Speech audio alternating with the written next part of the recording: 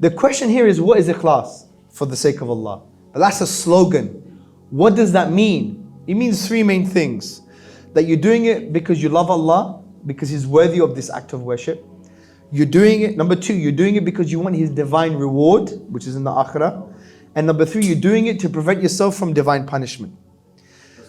If once you have Ikhlas, inevitably you're going to be Allah-Centric, Akhirah-Centric. I have to be something. I have to be someone who's convinced in Islam. And that opens certain key areas of things I have to focus on. My aqidah, my spirituality, right? Because conviction is not just an abstract intellectual phenomenon. It's the qalb. In the qalb, the heart, just taqallub, it wavers, right? So my spirituality has to be on point. The way to have an Allah-centric, Akhirah-centric mindset is to develop your ikhlas. Yeah? Right. And that's very important because you ask yourself, what is pleasing to Allah? How am I going to get divine reward? How am I going to prevent myself from divine punishment?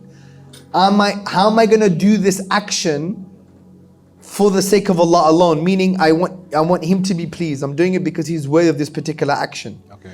And developing yourself in order to achieve those things or do actions for the sake of Allah is a lifelong process. Right. But in that process, that helps you develop an Allah-centric and Akhirah-centric mindset.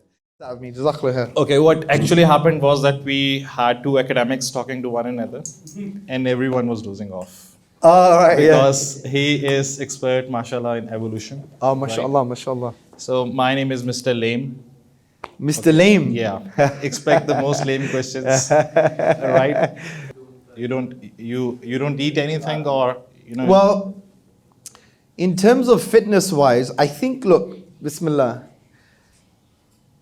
As a Muslim, especially when you're a public figure, you should try and be in the best version of yourself, yeah? And that is connected to your vision. Okay. And that's very difficult sometimes because sometimes it can be connected to your ego. But I really want to be, you know, maybe the strongest and fittest and you know, 42-year-old that I can be, yeah? Yeah. So, you know, can I defend myself and my family? Can I look strong? Can I look, you know, healthy? Because you want to show that the Muslim way of life is a life that produces an optimal person. Now, everyone's going to be different because of background, context, expertise, genetics. But whatever Allah has given you, try and optimize it. So how much time do you spend exercising every day? You know, you'd be surprised. Not much. Not Right. much, yeah. You don't go to gym? I do go to the gym, yeah. Okay. What Look, time? for me, it's this. Don't rely on emotions. Right. Don't rely on motivation. Motivation is so overrated. Okay. Rely on your vision and discipline and your duty. Right. So if you think I'm duty bound to do all the necessary actions to fulfill my vision, and that vision includes my physical well-being, my spiritual well-being, the Dawah, my leadership, there's different areas and domains. I'm duty bound to Allah. So think of it as a duty, which is discipline. We have so Talal Bhai who's so saying even like if there's you. no gym, bro, Right. if I have chairs, I'll exercise with chairs. Okay. Or I'll get my suitcase and use it as a weight.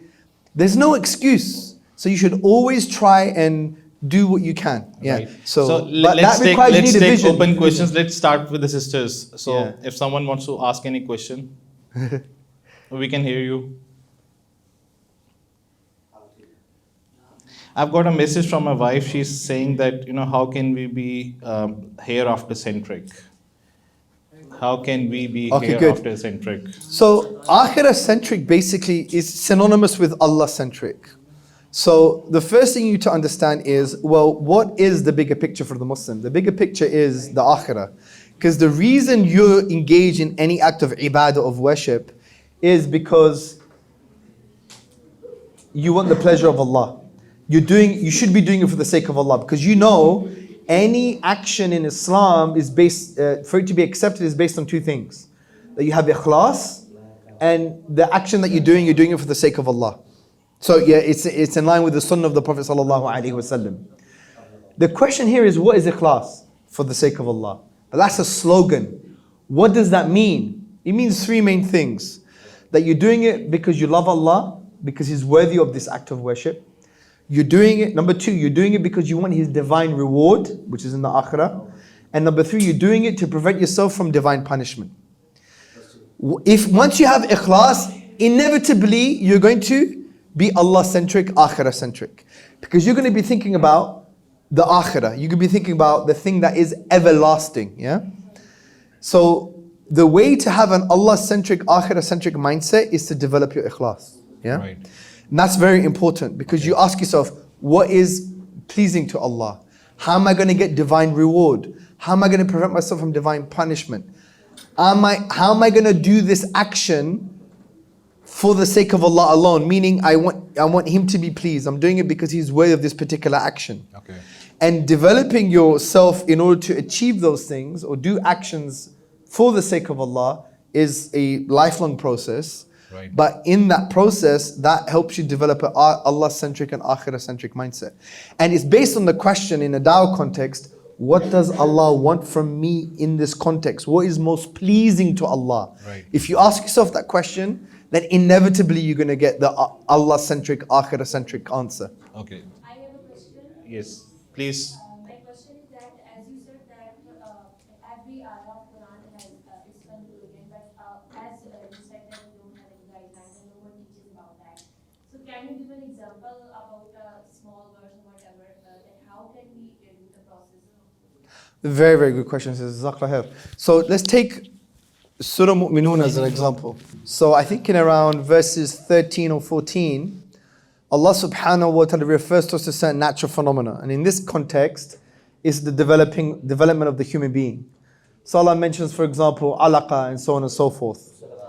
Now, when you take this verse, after when Allah is talking about the stages of the development of the human being, what does Allah conclude? Who has the Quran here? Thank you. Allah is the greatest, the most perfect creators, right? And what else does Allah say after that? Then Allah affirms the fact that we're going to die and we're going to be resurrected. So there are two conclusions Allah is giving you. So I call this the epistemic goal, or you can call it the maqsad, the objective of the verse referring to nature. But essentially, Allah is concluding that we have to conclude that He is the perfect creator, and we conclude that resurrection is a fact. Is this clear, sister, so far? Okay, good. So how do we now engage with these verses to form these conclusions? When we do reflection, when we do tadabbur, tafakkur, and so on and so forth, we need to think, right, how can I conclude from these verses that refer to the natural phenomenon of the developing human being, to conclude that Allah is the perfect creator and that resurrection is a fact. Let's take one referent, meaning one reference to a natural phenomenon in these verses. Let's take the alaqa, for example. So take alaqa. Alaqa in the classical tradition has 5 major meanings. Yeah, blood in a general sense, something that clings, clay that sticks to the hand, a blood clot, right? And a leech or a worm. So these are the 5 major meanings. Let's take the kind of majority view amongst the ulama. It's not the only view, that it's a blood clot, okay?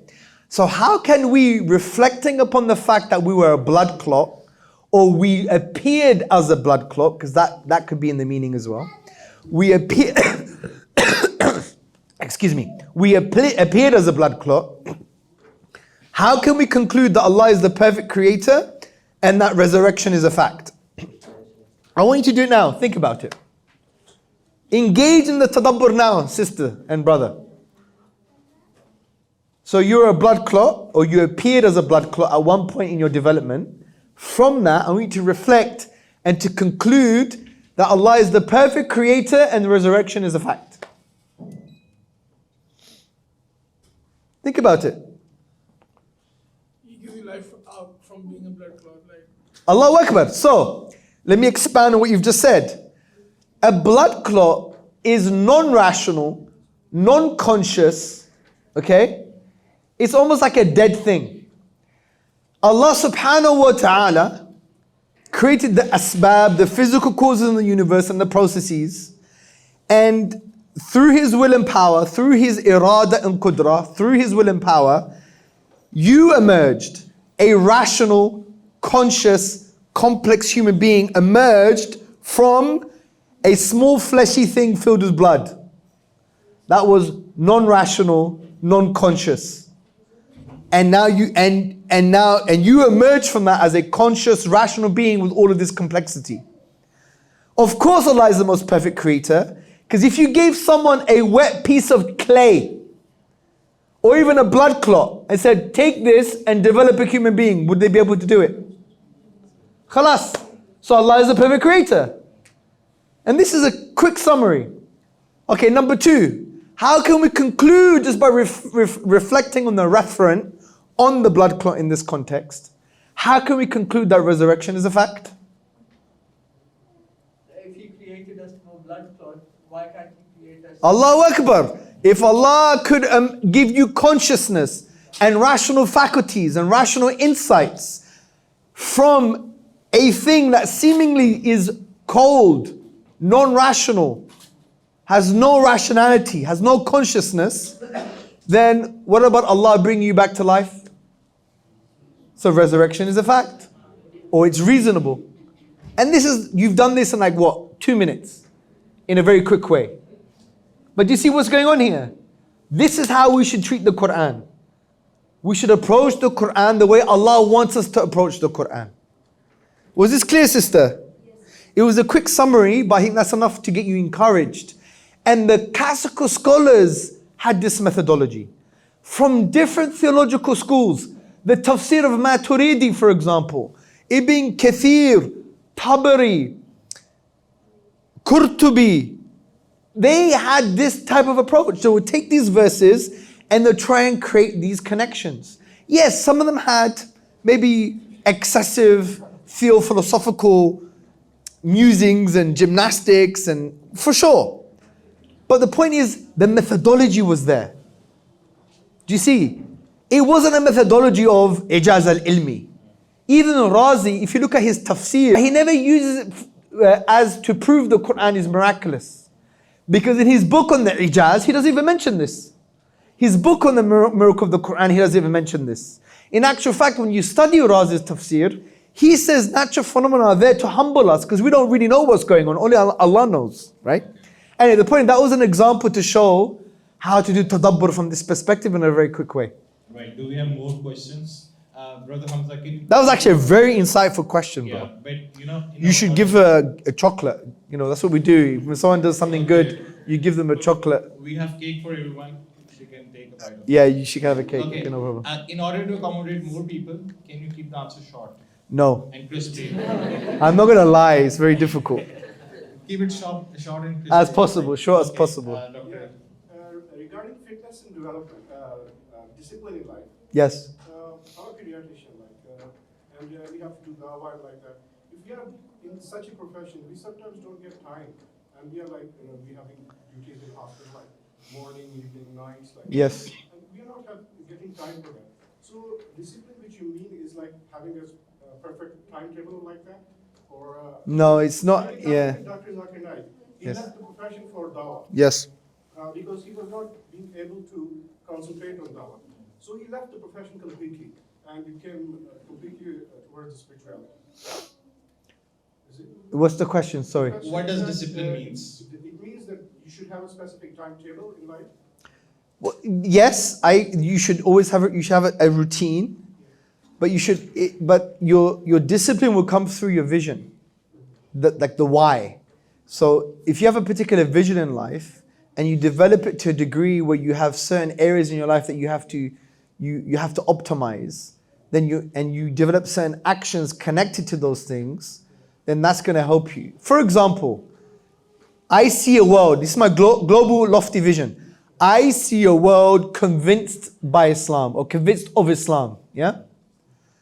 So that's my lofty vision. I see a world that is convinced in Islam or of Islam, yeah? That's the C. Now the B, I have to be something. I have to be someone who's convinced in Islam. And that opens certain key areas of things I have to focus on. My aqidah, my spirituality, right? Because conviction is not just an abstract intellectual phenomenon. It's the qalb. In the qalb, the heart, just taqallub, it wavers, right? So my spirituality has to be on point. My aqidah has to be on point. I have to understand the Islamic tradition, be convinced, have yaqeen, and follow a path to develop that and to have high levels of yaqeen, because we know there are levels of yaqeen, yeah? And there are so many actions connected to that. So that's the B. But at the same time, for me to see the world convinced about Islam, it's not just about me individually. I have to be someone who can convince others as well. So I have to learn how to give dawah. I have to learn how to convince other people. I may have to focus on my eloquence. I may have to focus on my secular knowledge. I may have to focus on the way I look, because that is part of the process. So all of this thinking that I'm doing now that's connected to my global vision, do you see? So to see the world in a particular way, I have to be in a particular way in order to see the world in that way and for that vision to actually manifest itself. And then I'm going to develop domains of areas and actions that lead to me being that person. Do you see the point? So it all depends about what your vision is. Right. And by the way, not everyone has to be like, flat belly and fit. That's a ridiculous thing. Not everyone has to be Hamza Tzortzis. No, I'm not even like that anyway. You want us to be fat? No, I'm not. I don't want you to be fat. I don't want you to be fat. And you want to be slim yourself. But it's important for public speakers, because especially in the Pakistan context, right? Because the Pakistani liberal media, what do? They deliberately want to give a false dilemma to the youth. When there's an Islamic issue going on, they'll have a guy in a suit, clean shaven. He may sprinkle some words like Allah and MashaAllah, but he's secular, he's finished, yeah? And he's smart and he's handsome and he's articulating himself he sounds very smart. And then opposing him would have a Mowgli who's fat, overweight, looks unkempt, doesn't take care of himself, can't articulate himself, doesn't know how to apply the Islamic knowledge in a contemporary way, doesn't know how to use the language correctly. They do that deliberately to get the youth to go on the side of the secular, liberal, atheist side. What we need to do, we need to give the media no choice but to pick people who look the part, they act the part, they articulate themselves well, they look well, and they're orthodox and Islamic, but yet contemporary. This is so important because at the moment there's like almost two choices. I mentioned this 10 years ago in Pakistan. I said to the university students, the liberal media is giving you this false dilemma. If you want to be smart, handsome, articulate, relevant, you have to be like this person who's secular and not really connected to the deen. If you want religion, then you look like him. We have no choice but the people who are out there on the platforms to actually focus on looking a particular way. Do you see my point? And it doesn't mean everyone has to, be an athlete. Of course not, but try your best. Okay, do we have next question? Yes, absolutely. Yes.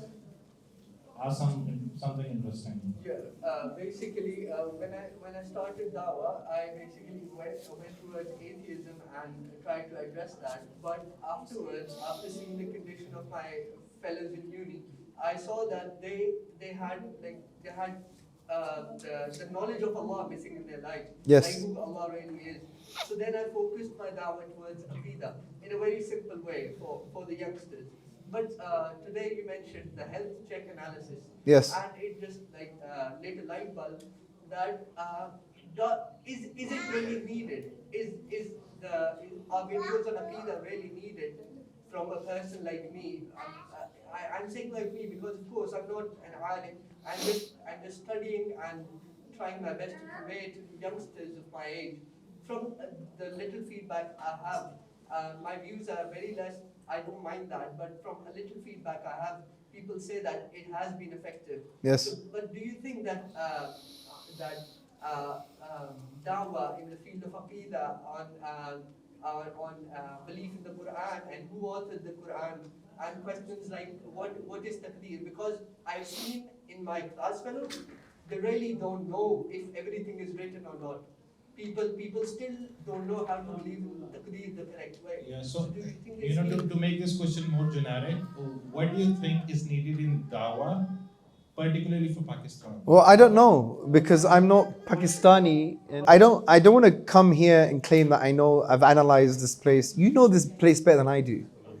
I can help you to raise certain questions or to give you a certain methodology to help you get answers, but I don't have the answers. You'll have the answers, yeah? What I would say is,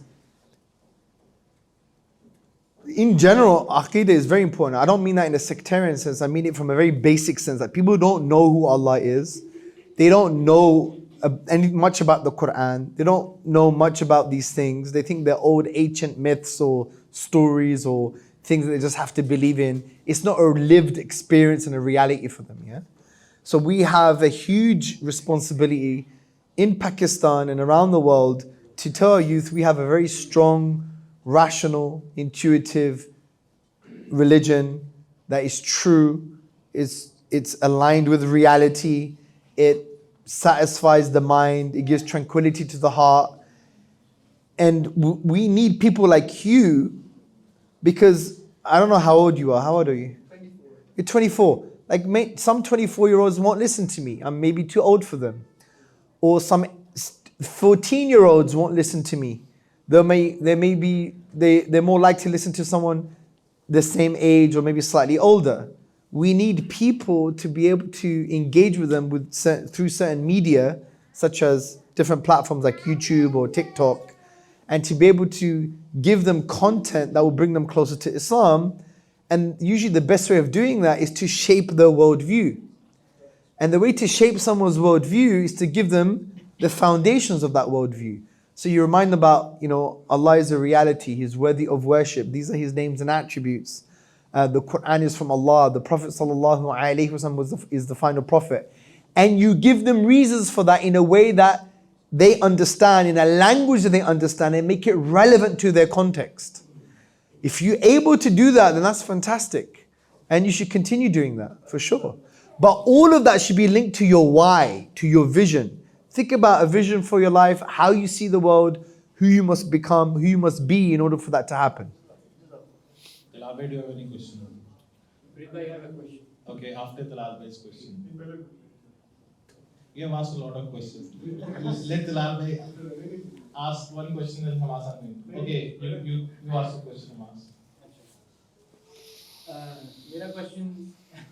My question is that in context of Chat GTP and AI technology being advanced, the question of transhumanism and the heart problem is quite linked. Yes. You have left that question, but it still remains. Do you have any source that can be recommended in order to... Yeah, I did an advanced seminar for Sapiens Institute. It's online. It's on Does AI Undermine Religion or something.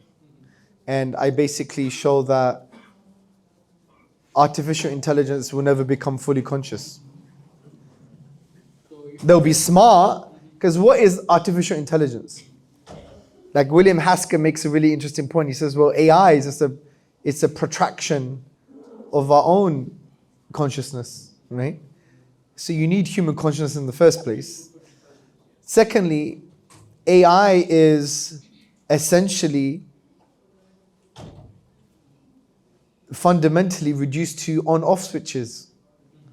Take any computer program in the world, any, fundamentally is based on zeros and ones. Zeros or ones are basically the electronic version of an on-off switch. It's a combination of symbols, right? It's a combination of, it's syntax, it's syntactical arrangements. It's not semantics. And there's a difference between syntax and semantics. And the famous Chinese room experiment by Professor John Searle, he articulates this very well. And the Chinese room experiment is as follows, and he uses experiment to show the distinction between strong AI and weak AI. Weak AI is going to be very intelligent. You can have algorithms with a lot of data sets and have machine learning and deep learning, and it could extract from these massive data sets. But all of that is still fundamentally based on zeros and ones, yeah?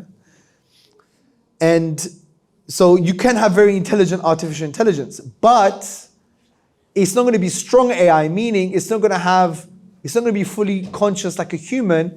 It won't be able to attach meaning to the symbols, right? And it won't have phenomenal consciousness, meaning in a subjective conscious experience. And he explains it in the following way. He's got the famous Chinese room experiment. And just to summarize, you have, say, an audience outside this room. They all know Chinese, right? And this guy in the room doesn't know Chinese, but he has a rule book in English that teaches him how to combine certain Chinese symbols together in the right way. And the rule book's in English. So when you get this squiggly thing plus this other squiggly thing, then, produce this squiggly thing. So someone's giving him questions in Chinese, written in Chinese. He looks at the rule book in English. He sees the squiggly thing that he doesn't know the meaning of. He sees another squiggly thing. He said, okay, when that happens, I need to give this squiggly thing. So he gives it to outside the room or something. And he's always giving the right answer. So the people outside of the room, they believe he knows Chinese because he's always giving the right answer. But he doesn't know Chinese.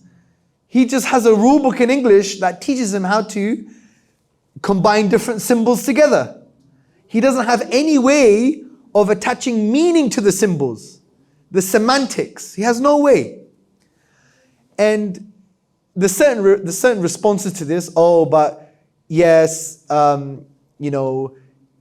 he doesn't know the meaning, but the system as a whole knows the meaning. It's called the system's reply.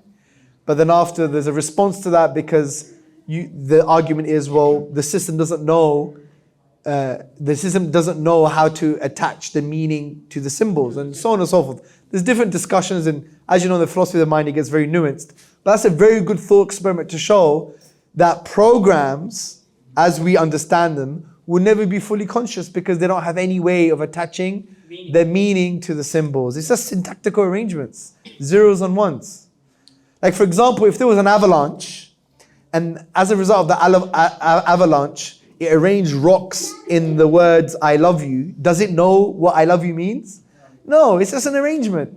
And that's what fundamentally is. When we get overexcited because it's a protraction of our ego. It's almost like a God complex. I'm creating something, Artificial intelligence will never become fully conscious. Yes, it will be smarter than us. Yes, it will be able to have rational insights like no one's business. It will be able to do mathematical reasoning and develop so many different things for sure.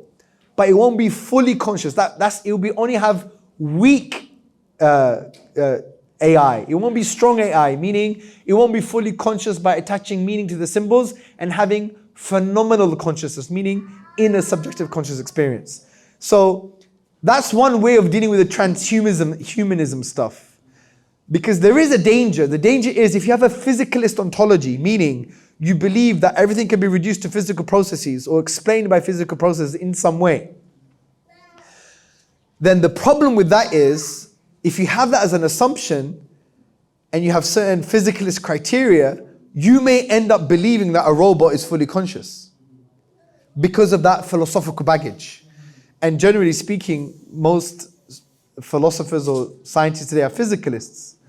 So I had a prediction that you're going to see people marrying robots in the next 10 years, without a doubt. And in my view, and switching them off will be murder. Yeah, and there'll be something like that already happened. Because there was a film, don't watch this film, there's some fitna in it, it's called Her. And he falls in love with the operating system. And he gets really confused. And she, what it or she replies? She basically says, don't worry, we're made of the same stuff, just electrons whizzing around. Yeah? That's a physicalist assumption, right? That's all we are. There is no there's no consciousness, there's no phenomenal property. It's just a physical functional property, yeah? So if you start with that assumption, then we're going to start thinking soon that, this transhumanism, they're going to be machines that have the same rights as us, they're fully conscious, they're alive. Watch this space. I'm telling you, you're going to have liberals, fatwa, from these liberal muftis They're gonna do nikah with a robot. I am telling you. I am telling you it's gonna happen. You can keep 4 wives and multiple. You heard it here. Finally, way to have 4 wives. My question would be, in fact, I have 2 questions. That one, you have a very rich experience working with different organizations Yes. across the globe.